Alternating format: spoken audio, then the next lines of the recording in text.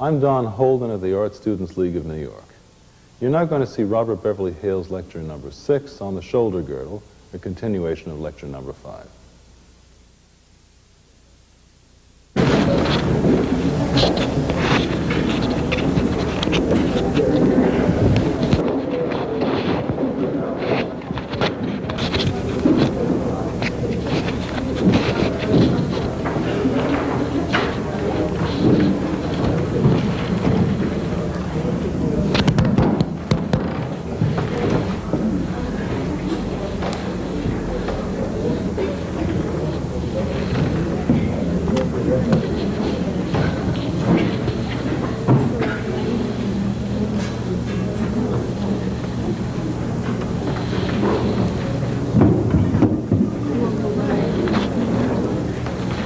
Well, today we continue with the shoulder girdle. Afraid you won't be able to see. Maybe somebody help me move this whole thing back. Get the stairs back, because otherwise they just can't see. And put the stairs in front. That's fine. Thank you so much. I think, as you know now, the skeletal shoulder girdle consists of the collarbone, the shoulder blade. I always feel for the artist it consists part of the arm, though that's not medical at all. But the artist thinks of the shoulder girdle as so much a part of the arm that I feel that that's sort of shoulder girdle too, you know. Last time we discussed various muscles, but we didn't exhaust the subject of the shoulder girdle, but I believe we can exhaust it tonight. There are two muscles that come off the shoulder blade from this upper triangle here and this lower triangle here. And they're named after those triangles, really. They're named for their places above the spine. You see, that's the spine.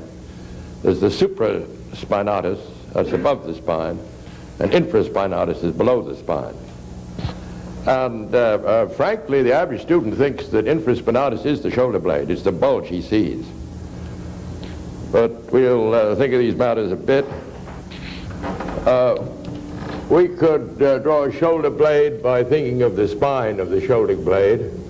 I like to think of that spine as the part that is right under the skin, which of course is a spiral plane, you see. It starts off pointing that way and ends up pointing this way. So it's a little spiral plane with its details, to be sure. It has a down plane underneath it, which attaches it to the body of the shoulder blade. But in here is the cavity, which looks up slightly. And let's see what else we have. The body of the shoulder blade itself.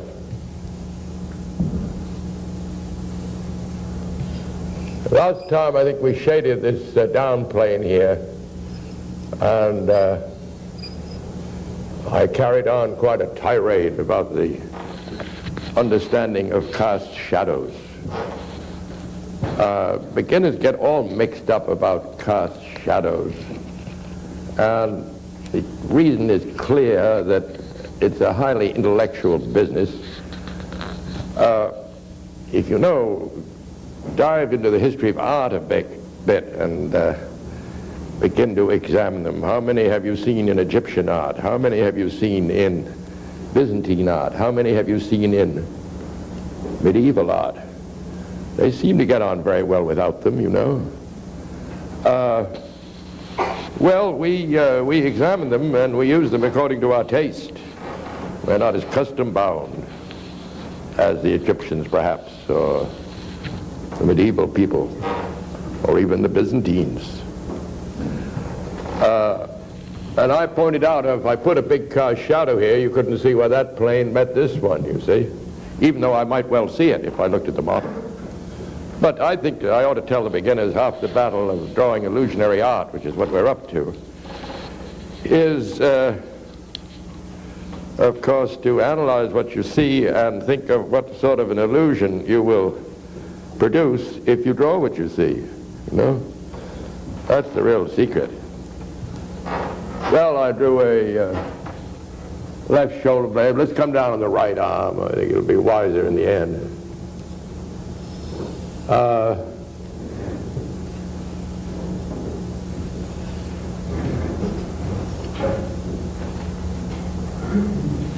Something like that. Now, the bone fits in there. I put the cavity too low. The bone fits in there, and the bone it represents here the articulation represents a ball and socket joint. That means you can move the arm any way you wish. Here's another one down here, which is designed really for supporting the body.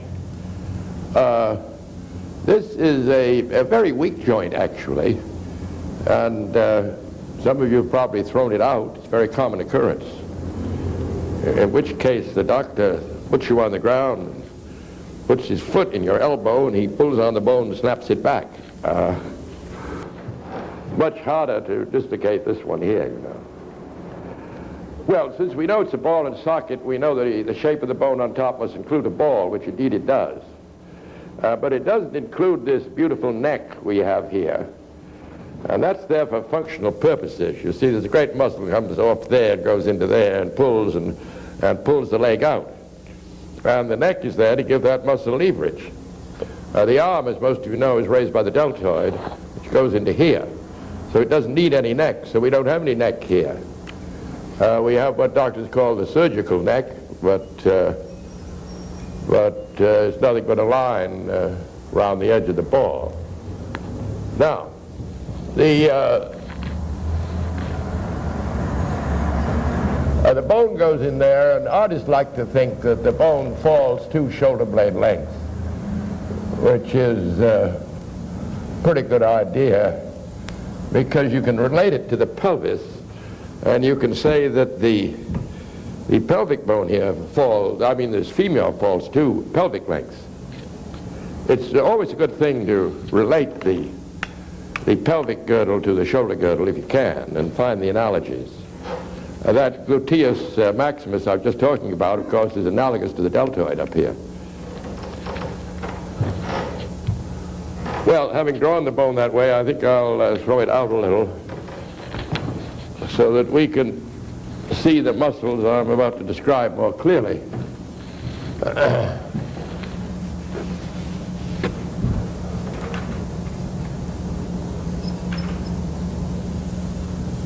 Just about 2 shoulder blade lengths. Then we get down here to the end of the bone, a little further, isn't it?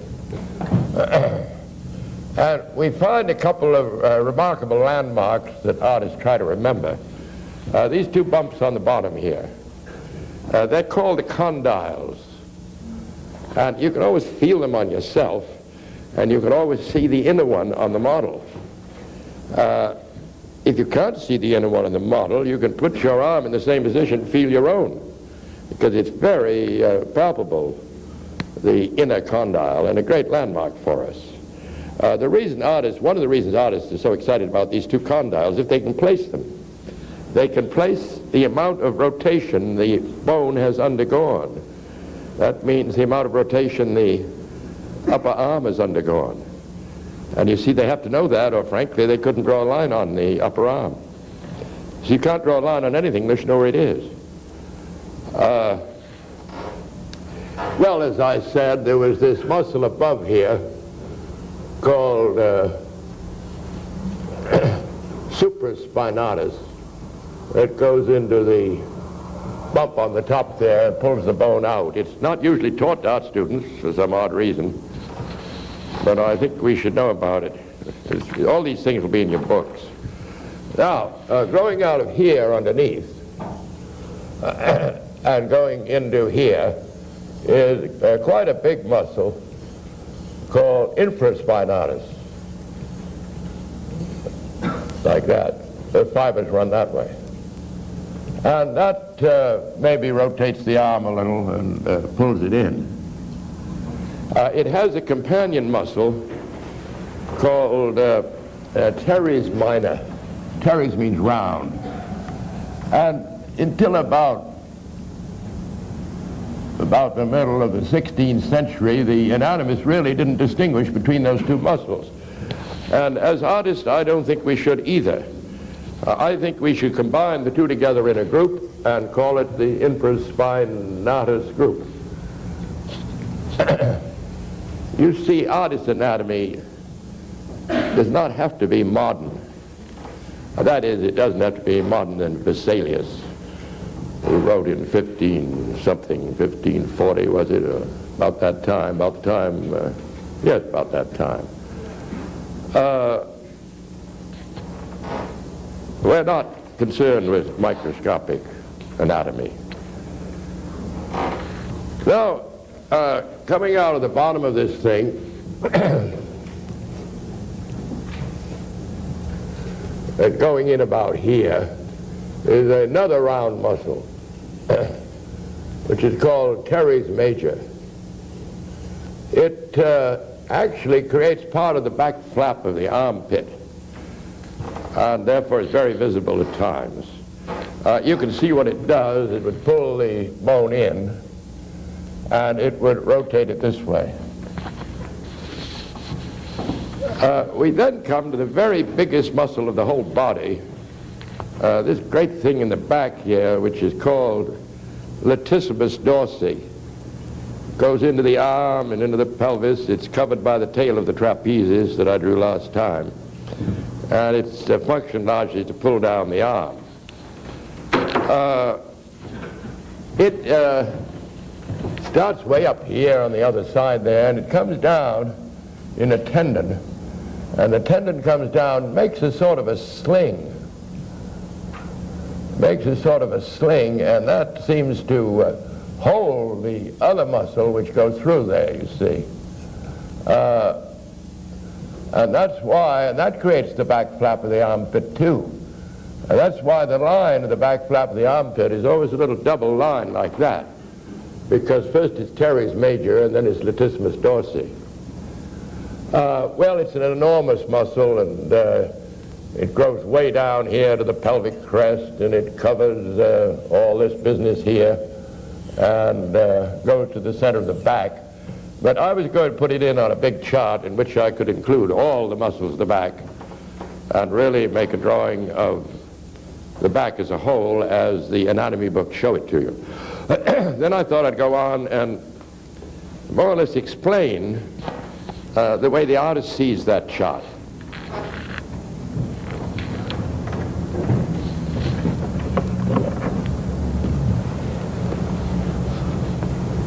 So we could draw a back view of the skeleton and feel the ball in the back of the head, I think, is a wonderful proportional conception for beginners. You could even block it up if you wish. Now, that's not a circle and a square. That is a sphere and a cube. If we double that, we get to the pit of the neck.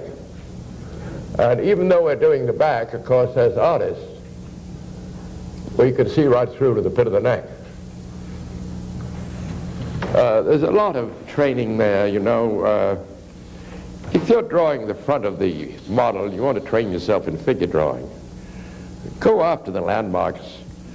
You can just touch them as points, you know, with the tip of your pencil. That's all you have to do if you decide with yourself exactly where the point might be. I mean, this anterior superior iliac spine is pretty big. And I would decide with myself, take my point on the outside lower part of it, you see. But you can proceed your figure, you see, with these landmark points. Now, for training purposes, it's a very good thing to look through the body and put in landmarks in the back. It helps you to see through, you see. You've got another triangle back here. And you just might, when you're doing the front, you might just put that in the back. Might teach you a little perspective at the same time, for all you know. And that's, I think, important in the training of artists. I find from long experience I can't get my students to draw construction lines of any sort because they feel they mess up their beautiful drawings. But construction lines are one of the great ways to learn how to draw. But I seem to be able to persuade quite a number of them to put in points, you see, which help too. But you ought to really use both when you're training. This is the construction line here. So is that. This might be one, too. Now, as you remember, if we put 4 of those cubes down here, we get a nice perspective box for the skeletal rib cage.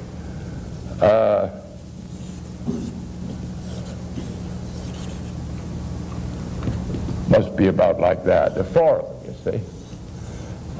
And then we can put the same thing down here and get a perspective box for the skeletal pelvis. You see, in drawing, we have to have some sort of a secret figure in our mind that we feel is normal. Otherwise, we cannot gauge the abnormalities on the model. I'm offering you one, which is quite simple. You don't have to take it. You can make up your own, because nobody knows what the normal is. But you have to realize whatever the normal is, you have to base it on the skeleton. You see, the flesh varies so much that nobody can possibly tell you what a normal flesh figure is. But the skeletons are remarkably alike in their proportions. I don't quite understand it. It's a mysterious thing, but the celestial engineers designed the skeleton to perform all manner of human tasks, no matter what they were. And so skeletons seem to come out alike. And you'd find that the skeleton of a Roman soldier was exactly like, in proportions, the skeleton of that astronaut who went to the moon. And is probably exactly like the people who will live in the future. But the flesh, you see, varies with the environment, with the will, with the appetite, with what you do. You must say the flesh of a watchmaker is very different from the flesh of a weightlifter, don't you see? The flesh varies. There are things we know about it, and that is that the muscles start at fixed points on the rigid skeleton, and they end at fixed points. And the skeleton frequently shapes the muscles. But at times, of course, there are layers of fat that obscure the facts that the muscles might create. But we can study those too if we wish and recognize them easily, especially in Richet's anatomy. So basically, your secret figure is really a skeleton, though you would easily turn it into a flesh figure without any trouble. So the study of the skeleton in relation to proportions is extremely important. And from my point of view, the only landmarks are skeletal landmarks. I don't trust the flesh. Never have. For good reason, too. There is an imaginary circle here, a constructional circle, which is a reflection of the first ribs. We can draw a rib cage, maybe, if we can see through the body and see the bottom of the ensiform cartilage and realize that's where the rib cage will be widest on the front view. About there, you see. We may not know exactly how wide the rib cage is. If we're drawing a woman's pelvis, we can accept this width, which frankly is the extent of the collarbones. The extent of the collarbones. We can accept that width as her pelvic width. If we're drawing a man, we will have to accept the width of the rib cage as the pelvic width. That's sexually, of course, that's the great differentiation between the male and the female. It's the relationship between rib cage and pelvis. On the female, the pelvis is as broad as this. On the male, it is no broader than the rib cage. Of course, there are always extremes, you know. I mean variations. Some of us males approach the female, some of us females approach the male, but that's the general rule. Now, we could say that on the female, the sacrum here is 1/3 this distance. It seems wider than it does on the male, because on the male it would be 1/3 the distance from here to there, the width of the pelvis, you see. The thing is, these differences, these sexual differences, seem to do with widths, not with heights. The heights remain very constant, but the widths are quite obviously different on the female pelvis. We get the high point here and the wide point there, and we can get a pretty good pelvic crest.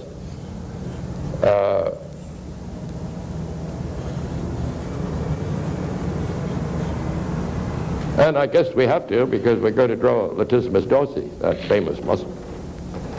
Now, you can start the shoulder blade outside of this.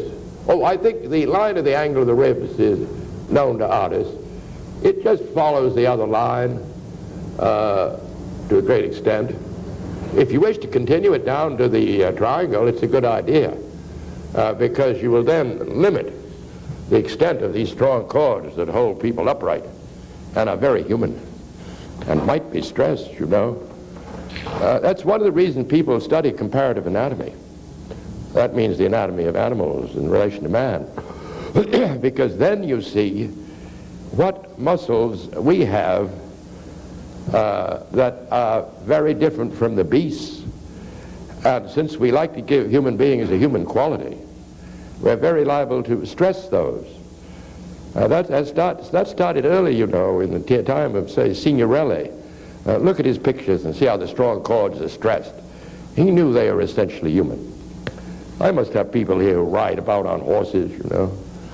For some odd reason, a lot of people do that. And I must have people here who own cows. Well, take a good look at them. Do you ever see these strong cords on each side of the horse's back? Or these up here? Of course you don't. Those are human. And they can be stressed. Of course, another thing we do with muscles when we're coming to some shape conception of a muscular group is that we may characterize it just a touch to make it look more like itself than it looks. I mean, if you thoroughly understand the function of, say, the external oblique, as the artists call it here, if you thoroughly understand it, function. And if you thoroughly understand the two muscles, the function of the two muscles beneath this group here, maybe you could make the group look more like themselves than they really look on the model, and make the model look a little more human. But that's fairly advanced draftsmanship, I suppose. But then I have fairly advanced people here, you know. This is a very mixed group, artistically speaking. Beginners, professionals. I recognize several professionals in this audience tonight, and I bow to them. Well, the shoulder blade, we could start here, and to our delight, we'll find that when it's at rest, it lies against the line of the angle of the ribs. So it's pretty easy to draw. We could also pretty well guess that it'll come to that point. That I think there'd be one on the other side.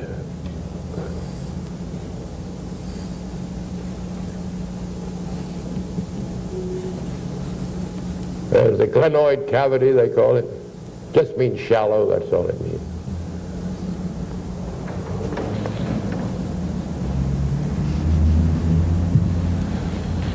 Now we might review a bit. Last time, you remember, we threw in these little muscles here that go around to the front, like so many fingers. They keep on going up here too, but the artists don't seem to study them up there.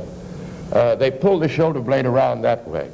They're called serratus magnus, or sometimes anterior serratus. They're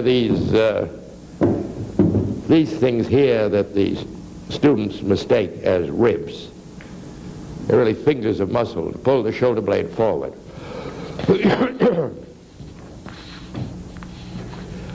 Frankly, they're a muscle group, and There are 5 of them that we use. This bottom line frequently comes through all the other muscles and shows and gives evidence of the group and is used by artists. Now, if we put a bone in here, we could throw it out a bit. It'll be about as long as the shoulder, as the rib cage, you know, is another idea they have. The distance between the condyles is very important. I think on the average it's about 1/3 of this distance across here. The reason it's important is it has a lot to do with proportion. You see, that distance there between the condyles is just about the same as this distance here on the end of the metacarpals. This might be a touch bigger. But in the beginning, people make the hands enormous. And, well, they're just not, that's all. I think we'll see that, well, all you have to do is remember when you were a baby, you could put your hand in your mouth. You practically still could if you'd only do a little yoga. And you'd be much surprised at the relationship between the size of the mouth and the size of the hand. Don't make these great big hands that beginners make, or these great big feet, you know. Relate them to the condyles. About 1/3 of the head width, perhaps a little more, not much. So that distance is an important distance. Well, we drew this muscle up here, supraspinatus, and then underneath this big bulge here, which is infraspinatus, and its little boyfriend, teres major. But we lumped them all together. We grouped them, as artists say. I don't think you ever see teres major separately. Naturally, the same on the other side.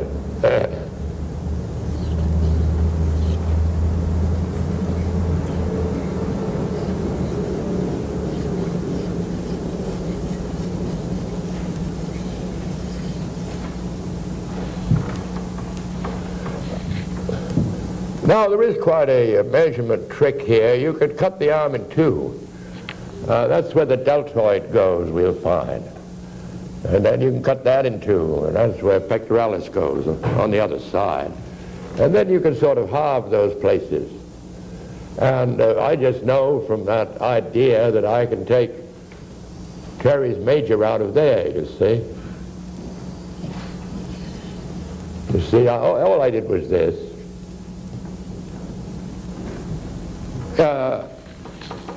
You see, learning the origin and the insertion of muscles is important because if we draw a line, we want to know where the line starts and where it ends. And we want to know this before we draw it.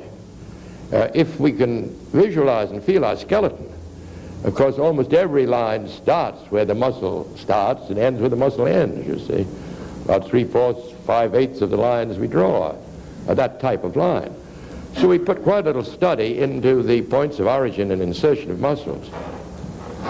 The latissimus dorsi that we were talking about starts on the other side there and comes down, and we go up to the high point of the pelvic crest here, and we find that it goes just a touch to the outside of the high point and ends up in quite a dramatic little tendon, rather short. It then begins to cross over the forms here, one after the other, and goes to the center, you see. It has what they call the line of the implantation of the fibers. Maybe that's a new term. But the actual fibers of the muscle, which cover everything underneath there, the fibers, you see, all run this way. And they start at the line of the implantation of the fibers. And that's a very recognized type of line in anatomy. It's that line there. Now we can see that the back flap of the arm is teres major and latissimus dorsi. Well, to continue the lecture of last time, you might say, we talked about the multiple muscles that really create two strong chords. They're groups. You can't memorize them very easily. I suppose you could if you wanted to. You don't have to. You think of two great chords here on each side of the center line of the neck. I think the ambitious might study splenius capitis because it's so important in animals, or perhaps splenius cervicus. Goes a little lower. We talked about the rhomboids, which came from the center line. They too would have the line of incision of the fibers if we really studied it. And that's why we often have such a hollow in the back, you know, back down here, because of all these muscles and their lines of the incision of the fiber. Notice that the rhomboid ends here, and clever artists, when they draw this line here, send it over the bottom of the scapula, and then over the rhomboid, and then into its incision near the backbone there. Well, everything's the same on the other side.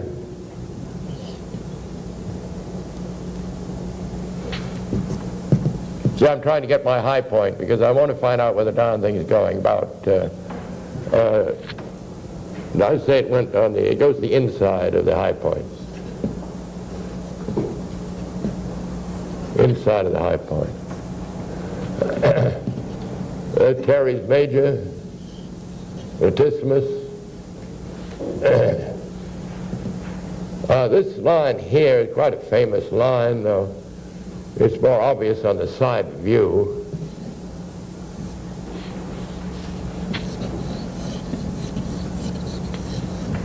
You see, latissimus dorsi is this enormous muscle, the front of which is this here, you see. That line there, you know, is very famous. It's a spiral around the body, and is drawn by artists again and again and again. It's the anterior edge of latissimus dorsi, of course.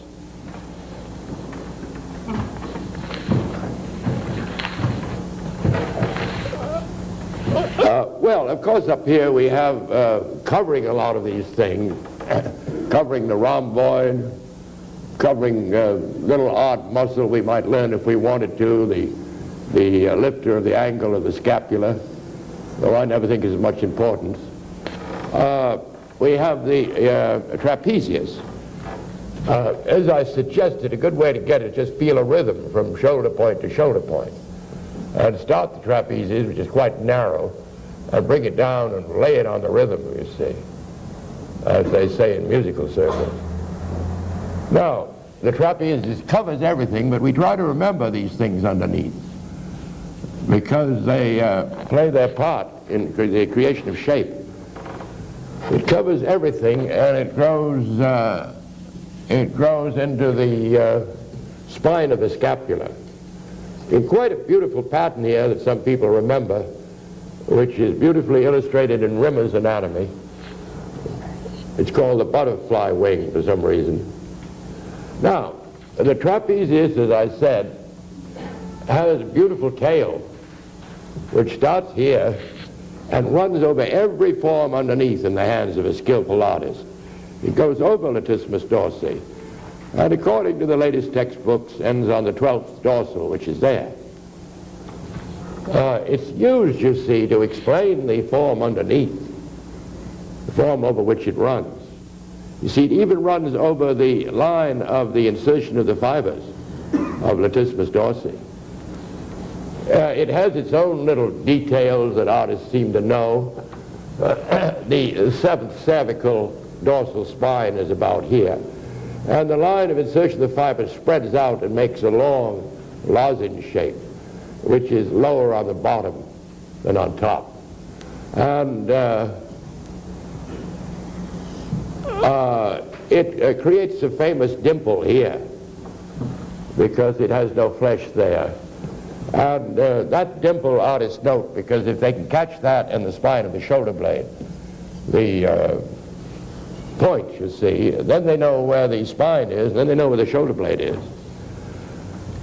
There's another on strong men, there's another lozenge down here, which is the line of insertion of the fibers again. If we continue this chart, which is getting to look suspiciously like the one in the books, you can probably see, we'll find that these great strong muscles of the back, they too have their line of the insertion of the fiber. That's the muscle that goes up and sends fingers into the angles of the rib, helps you stand erect. And here's the one, that's called iliocostalis. Here's one called longissimus dorsi, that sends fingers into all the transverse processes. And here's the final one, spinalis dorsi. And that lies in the in this hollow here between the dorsal spines and the transverse. Any of you eaten any lamb chops lately? No, you could find out a lot about anatomy by just noticing what you're eating, you see. Weren't you perhaps eating spinalis dorsi the last time you ate a lamb chop? Very probable, you know. Especially, too, in your dissection of birds. Goes on so much in the kitchen. You could learn a lot of anatomy, as I think I pointed out last time. Cannibals know a great deal about human anatomy. That's why they are so amazed in those French caves. The figures are drawn very badly. The animals are drawn beautifully, and from that they surmise that those magnificent Cro-Magnons who painted those pictures were not cannibals, you see.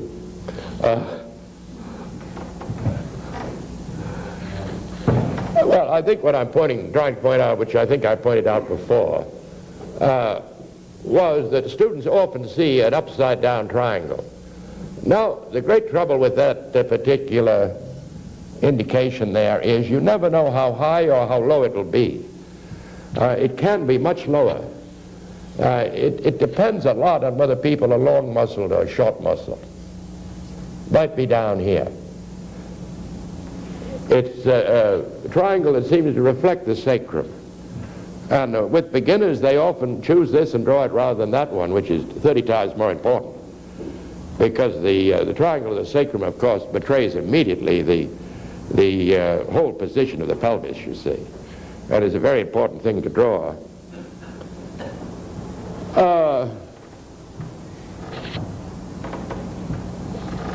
I've probably told you about the difference between long muscles and short muscles, but let's go back into it because it's quite important. There are two muscles they might be like muscles in the arm, the biceps a good deal. Here the belly is very long. That's what they call long muscled. Here the belly is very short. That's what they call short muscles. Everybody is either one or the other or in between. And after you've drawn a good deal, you know exactly which type you're using and drawing. If this line is very low, it means that they're long muscled. If the line is very high, it means they're short muscled. Because you see some muscles like these back muscles, like latissimus dorsi, that comes down and it goes into a great piece of aponeurosis or flat tendon, you see, and we get this big line here, the line of insertion of the fibers, which is this line here, which will even show up under the trapezius there, the tail of the trapezius.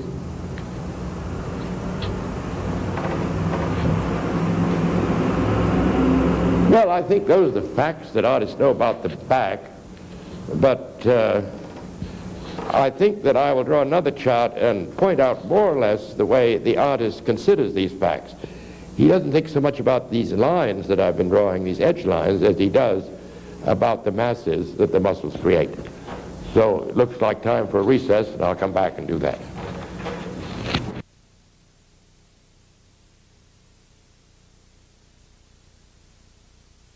I thought now we might take this chart apart and explain it a little more the way the artist sees it, in terms of planes, perhaps, and masses.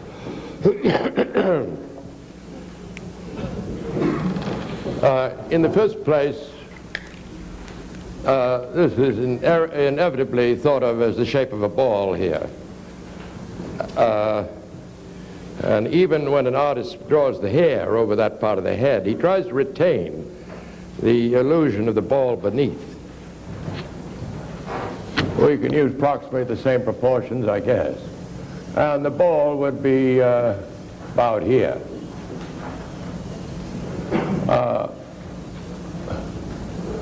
Of course, if you play a lot with light and shade, you soon come to the conclusion that you get your best illusion with two lights. And that's because I think that that's the way the world was lit from the beginning, and that it's deep in our subconscious. The center line is that, I suppose, in our mind, if we draw that line, which we draw on a direct back view, we ought to try to consider what we're drawing. Either we're drawing a line that is caressing the dorsal spines, or we're drawing perhaps the line of gravity that passes through the body like a spear. But those two lines are very different. But we ourselves as artists ought to know which we're drawing. It's possible, if we're actually drawing this line here that I'm touching, we would darken up on the down planes and lighten up on the up planes. Artists don't like the straight back view on account of that line, because it carries no shape, you see. A straight line carries no shape except flat. And an artist would much rather turn the body just a little, put the ball here, and tell you just something about that shape, you see. He'd much rather do that. Because in illusionary drawing, his terrible problem is to get these shapes to stick out of the flat surface. And it takes all kinds of methods to do that, you see. Certainly this part of the body and the neck, the two strong chords, which are so clear on the side view, these two strong chords are essentially very human, and they hold the head erect, you see. As I said, you won't see them on your horse. Neither on your horse will you see trapezius going up to here. On the horse, trapezius will stop there. The points of the shoulder blade and the spines of the shoulder blade are much used by artists as construction lines. You see, if I'm drawing a little, there seems to be sort of a little 3/4 figure here. Artists, I drew that all wrong. I want to bring it down this way. Artists love these lines there. You see, that gives you the whole feel of where the shoulder blade is. And it is a construction line that shows this. And at once, on these back views, you could throw the trapezius into it, don't you see? Here's a girl, I guess, or a man with his arm partly raised, probably, you see. And those are construction lines. It would be raised more than that with that tilt, I can see that. We'll talk about that a little later. Probably about like that. So very often you draw the spines of the shoulder blade as a construction line. Now, if I draw them here in the same position,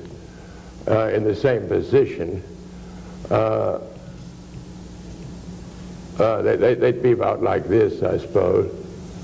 And one on the other side. These are the positions of shoulder blades at rest. Even though I put the arm out a little, it wouldn't affect the shoulder blade. The rotation of the shoulder blade really isn't affected until the arm gets almost horizontal, as we'll see. And we bring the trapezius down and we plant it into the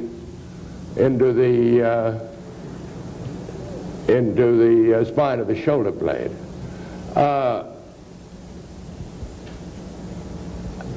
Those little points there are called the points of the shoulder, and are, of course, the end of the spines, you see. The chromium process, the doctors call them. But now we can isolate a couple of things.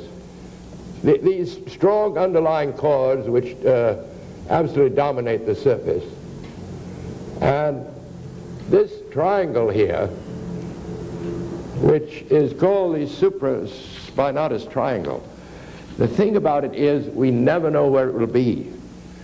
You can see if I pull my shoulder blade way around, it would be here. If I put it back, it would be back here. If I put it up like this, it would be in another place. But it is an element that we regard separately. We could put letters on these things if you wanted. Those are what the artists call the strong chords. This is the supraspinatus triangle. These things, I don't know what to call them, they're sort of bumps. Now, under that is the infraspinatus mass, I suppose, is a good high-sounding word, which consists of the supraspinatus muscle and its companion, teres major. It's what almost all beginners think is the shoulder blade. They don't realize the shoulder blade goes up there and down here too. Now, underneath here, you may remember the rhomboids. And if the shoulder blade approaches the center line, you get a very prominent bulge here, which artists call the rhomboid bulge. It frequently has a wrinkle in it, or two, vertical ones. If, however, the shoulder blade is pulled way around the body, and you know you can't pull it way around, that bulge disappears, and you're very liable to see the line of the angle of the ribs underneath. That would be this line here. Now, artists often think of this part of the body and that part of the body as if they were a couple of watermelons, melon shapes. Sorry. They've got good reason for that. The lungs underneath here are melon-shaped. The ribs intensify that shape. And then the meat of latissimus dorsi, this great muscle in the back, further intensifies it. So that frequently in artists, when they're drawing backs, they come down here, and they just put a melon on this side and a melon on the other side, you see. And they can shade them as such if they wish. It'll work very well. Oh, you'll see Blake doing that. Wasn't it Blake that made that beautiful picture of the return of Ulysses? And it's taken from the back. And Ulysses is shooting all the suitors, you know, that took over his wife while he was away on business, on a business trip. And you'll see those watermelons on Ulysses' back. Then after he'd shot all the suitors with his arrows, you know, they were defenseless. You know what he did? He called all the maids who had taken care of his wife, and he got a piece of clothesline, he put it around the neck of each one of them, and he strung them all up too for, you know, conspiracy. I never thought that was quite fair. So underneath here, I can get the feel of a couple of watermelons. And I think you know now about what they are.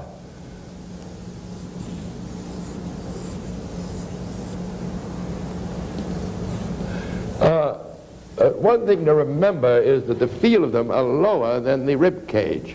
The feel of those watermelons comes almost down to here due to the meat of latissimus dorsi. And it's one of the things that makes the back seem lower there than the bulging of the cartilages in front. Well, I suppose it'd be another rhomboid in here. If we're going after our letters, we can call that C. That's infraspinatus. We can call the rhomboid D, and we might call the watermelon E. There's a method in my madness here. I'm using the alphabet, and I'm doing it perhaps to encourage you, because I know if you do the whole body, taking out the principal masses that artists use, you will just exhaust the letters of the alphabet, and that's all. There are about 26 they go after. Now, right under here there's a bump. And what it is, of course, is the bottom, or the inferior angle of the shoulder blade. You see, latissimus dorsi cuts across here quite sharply, you'll see. And there's a little bump there that artists know, and they know that's the bottom of the shoulder blade. Shoulder blade looks to a beginner as if it stopped there, but it's due to this binding action of latissimus dorsi. Actually, latissimus dorsi holds the shoulder blade against the rib cage. At times, the shoulder blade jumps out, and those of you who frequent beaches where laborers who do heavy things like moving and such go will often see the shoulder blade has jumped out of the embrace of latissimus dorsi and sticks out very brutally. Hardly happens to white-collar workers. Well, I suppose we could put a sacrum here. That's certainly one of the elements of the body, a triangle. And we might feel a pelvic crest traveling around.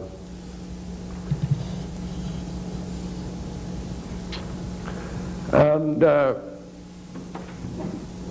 we might think of this detail here. You know, it's pretty dull fleshing through here. That is the bottom finger of the serratus anterior of the great serratus. It often shows through there, just a touch. Details such as this we won't bother with, or the edge line of the trapezius. Now, the strong chords here become very apparent again. You never know how high they'll go. It will depend on the strength of your model. But they intermingle with those watermelons quite evidently. At times they overpower them. But you don't quite know which will be which. To go into our past anatomy, I think some of you know what that is. Look at it go just a little to the outside of the high point. That, of course, is what artists call the external oblique, and doctors obliquus externus. And I think we could put a letter on it. How are we coming on these letters? A, B, C, D, E. We could call that F.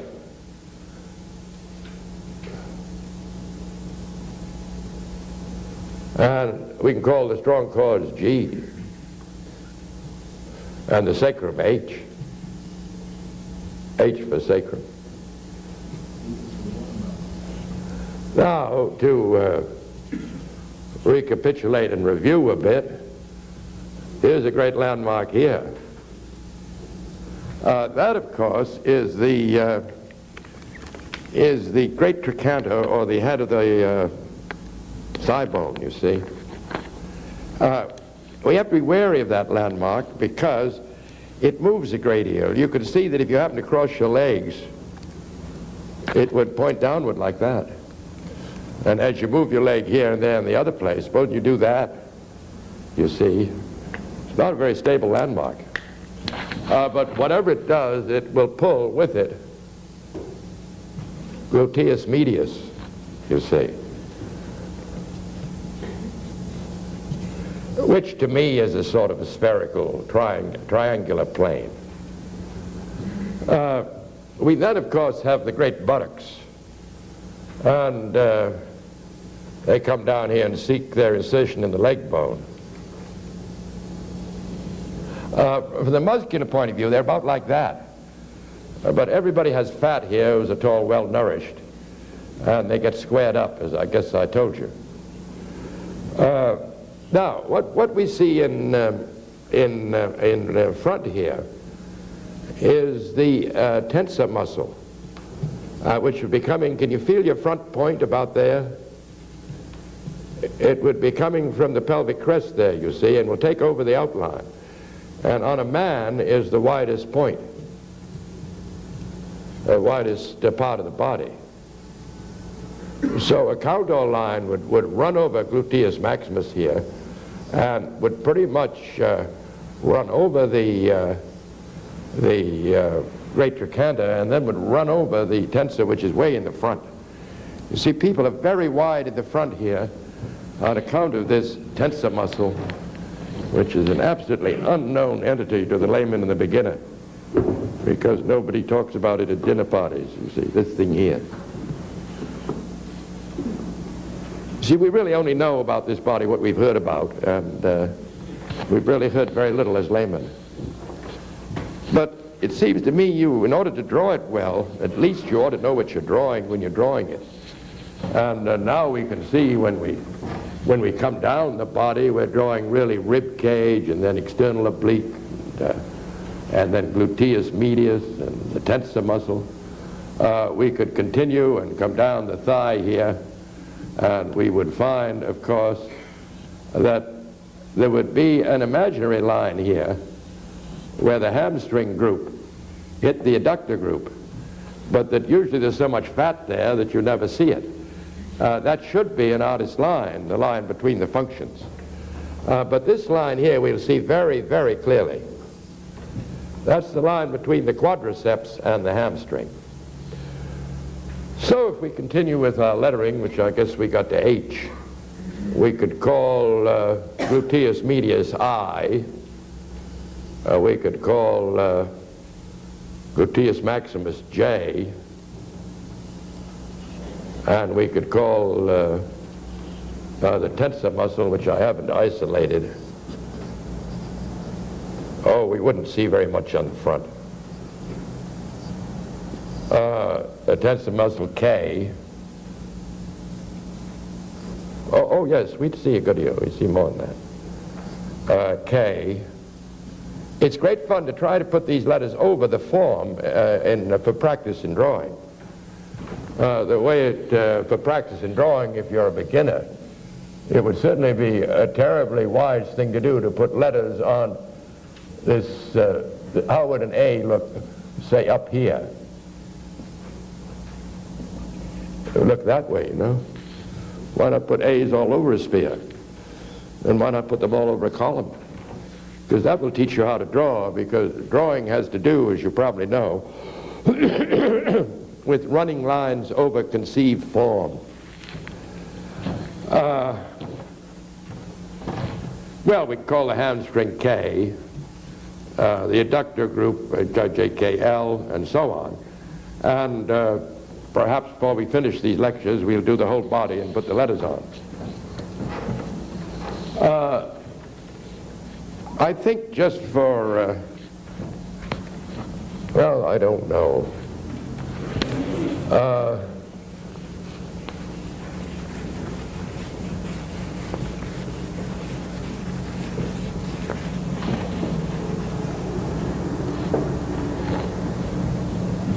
It's hard to go much further now unless we go into the arm, which we will do a little this time and a lot next time. The arm, of course, is made up of these bones here. This is called the humerus. And most laymen remember it because this is a funny bone, you know. They call that the funny bone. You hit that, and it makes the ulnar nerve tingle. Children know all about that. That's the inner condyle for us. And then we come down here to these two bones here, which are called the ulna and the radius. The ulna has a hinge joint here, and all the ulna can do all through life is just that, you see. But the radius is hollowed out on the top and pushed up against a ball-shaped thing here. And the radius rotates. And as it rotates, it carries the hand with it. So that when an artist thinks about the hand, he thinks of the hand as attached to the radius, which is true. The articulation here is really the radius against the hand. The hand itself is created by this package of bones here we call the carpus. These next bones, which are called the metacarpals. You see how much it's like the foot? and finally the fingers and the, which are called the phalanges. I don't believe, unless you can visualize these bones here, that you can ever draw this sort of thing, you see. You see, when the hand is this way, the doctors call it supination. When the hand is that way, they call it pronation. All medical students and all art students remember that term, because you can hold a bowl of soup that way, but you cannot hold a bowl of soup that way. So that's supination, you see, like that.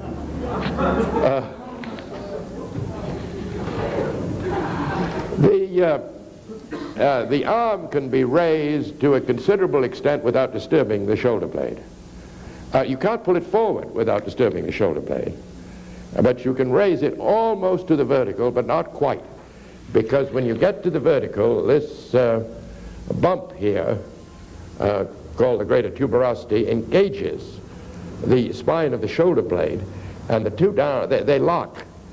So therefore, if you put the arm up any higher, and I can't move it here because the shoulder blade is riveted to the body, if you put the arm up any higher, the shoulder blade has to rotate. So always stop and think a second if the arm is above the horizontal, because it means that rotation of the shoulder blade is taking place. The length of this thing here is supposed to be 2 of those head widths. If you take 2 more, the authorities disagree a good deal, but I take it to here. Though I was reading a book today which said you should take it to here. But since there isn't any normal, who knows, you know?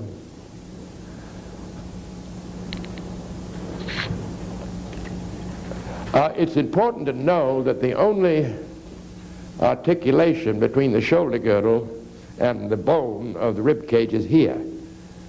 And I know I've told you that we can raise this shoulder girdle by raising the collarbone, which in turn will raise the shoulder blade. We can pull the collarbone forward, which of course will drag the shoulder blade forward. And we can, of course, force the collarbone backward, which would force the shoulder blades a little closer to the center line of the back. Well, there's a vast amount of logic and technology, but as usual, I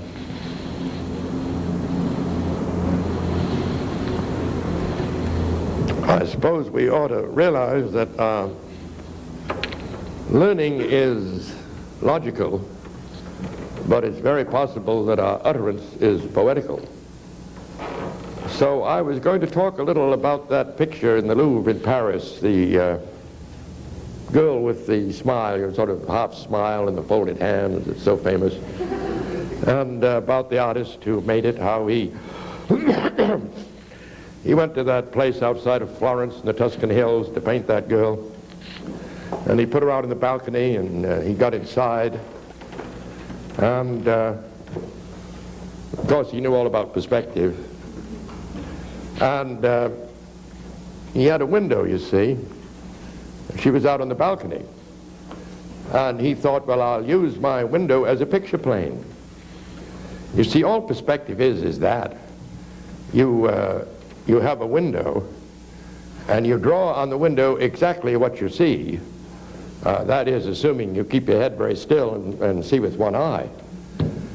And so he had the window there, and there she was sitting there with the Tuscan hills behind her, which would hardly be the case here, because if the League wasn't here or the rest of New York, we'd just see the Pocono Mountains, but he had the Tuscan hills, you know. And he tried to decide where he'd put her in relation to the window, and you know, and he got it just about right. And then he thought, well, how much shall I put in? And he got quite near to it, and then all of a sudden he saw a dreadful-looking mother-in-law sitting next to her. You see, he didn't want her in the picture. She had probably a wart on her nose or something, so he pulled back right away, and finally he got it beautifully framed, you see, right here. And he accepted that. And he established what he established a point, you see, which is what we do in illusionary drawing. Just a point from which he saw everything. And he held that absolutely still. In fact, his whole visual consciousness was in that point. And once he'd established that, he could move all around as long as he remembered where that point was and kept his visual consciousness there. Then he set up his easel and his palette and his paints and everything. But then, of course, he realized that there's a lot more to being an artist than just the technical side, and that he had to say something in this picture. And there are many reports about what he thought, because he talked to people about it. And it is said that he stood here, you see, and he looked at that girl, and he said, "This is the head to which all the ends of the world have come, and the eyelids are a little weary. It is a beauty wrought out from within upon the flesh, the deposit little cell by cell of strange thoughts, fantastic reveries, and exotic emotions. She is older than the rocks upon which she sits. Like the vampire, she has been dead many times and knows the secrets of the grave. She has been a diver in deep seas and holds the fallen day about her. Like Leda, she was the mother of Helen of Troy, and like Anne, the mother of Mary. And all this has been to her but as the sound of lutes and lyres, and lives only in the delicacy that has molded the changing lineaments and tinged the eyelids and the hands." Thank you.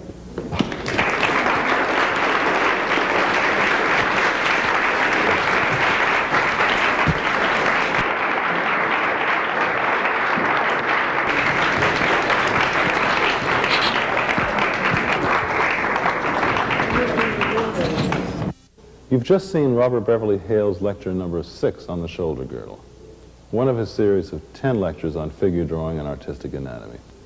We hope you'll join us for the next lecture in the series, lecture number 7 on the arm. This is Don Holden of the Art Students League of New York.